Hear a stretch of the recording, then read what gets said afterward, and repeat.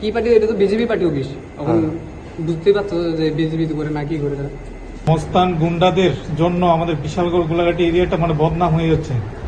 এইভাবে করে পুরো ত্রিপুরার মান সম্মান ডুবিয়ে দিচ্ছে এই সব কিছু নোংরা ছেলে ফেলে। ঘটনা বলতে এই যে কসবাজে পার্টি অফিসটা আছে না, এর সামনে তারা প্রতিনিয়ত ড্রিঙ্ক করে ভালো কথা, তোমরা ড্রিঙ্ক করে যাও গা, কিন্তু হেরা প্রতিনিয়ত ছিনতাইগিরি করে। তো পার্টি থেকে কি শিখেছে তোমরা ড্রিঙ্ক করে যে এখানে ছিনতাইগিরি করো? কি পার্টি করে? কি পার্টি? এটা তো বিজেপি পার্টি অফিস। এখন বুঝতেই পারছো যে বিজেপি করে না কি করে তারা। আমার দাদার গাড়ি আটকে দাদার ওয়াইফরে মারধর করছে, চেইন ছিনতাই করছে। ছিনতাই করে দাদার অবস্থা খুব খারাপ, এখন বিশাল হসপিটাল আছে। কতদিন ধরে এরকম করতেছে ঘটনা? প্রতিনিয়ত তারা গাড়ি আটকে তারা এই অবস্থা করছে। লাস্টে আজকে তারা দাদার বাড়ির দিকে ক্রস করে সদরমাঠে গিয়ে তারা এই অবস্থা করছে। পুলিশ কোনো ব্যবস্থা নেয়নি? পুলিশ তো এখানে কোনো পুলিশের টহল দেয়নি। কোন থানা ওই জায়গাটা? এই জায়গা তো টাকাজোলা থানা। আমি আমার অফিস শেষ করে আমার বাড়ি গোলাঘাটি, আমি আগরতলা আমার অফিস শেষ করে বাড়ি যেতেছি আমি আর আমার মিসেস। বাড়ি যাওয়ার আগে সদরমাটির একটু আগে তিনটা ছেলে ফুলি ড্রিঙ্ক একদম কথা বলতে পারে না, রাস্তার মধ্যে লম্পা পাথর করে বাইকটা রেখা দাঁড় করে রাখছে।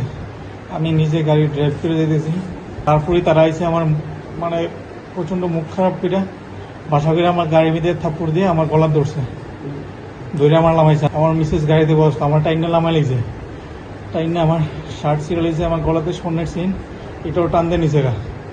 তারপর আমার নামাইছিরা তিনজন মহিলা পিটতেছে, গাড়ির মধ্যে মাথার মধ্যে ঝান দিয়ে মারছে। আমি তিনজনের কিতা করতে পারবো, একটারে ধাক্কাতে পারলে আরো দুইটাই ধরে দিতেছে। আমার দুইটা ঝান দিয়ে গাড়ির মধ্যে মাথার মধ্যে ঘুষেছে তিনোটা। থাকিও না, আমি সারাদিন অফিসে থাকি, রাত্রে এই বাড়িতে আমার ডেলি দিয়ে দিও রাত্রে।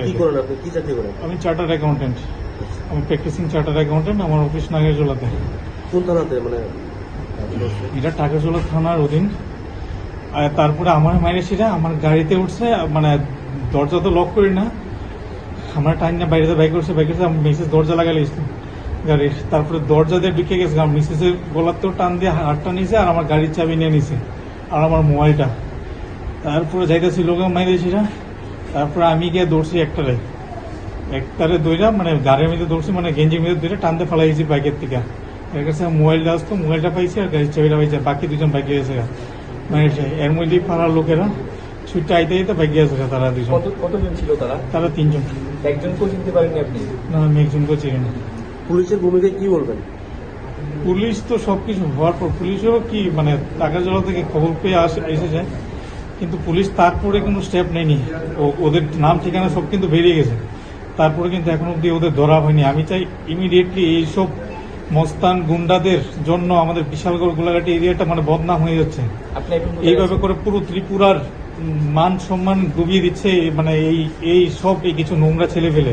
এরকম মাতাল ড্রাগসের ব্যবসা করে নাকি জানি না, আমি জানি না বলবো না, কিন্তু ড্রাগস মদ তিনোটা একদম। এখন একজন ধরা আছে, এদেরকে নার্কোটিক্স করলে বোঝা যাবে কি পরিমাণ মদ খেয়ে আছে। আমার মিসেসের উপরও শ্লীলতাহানি হয়েছে।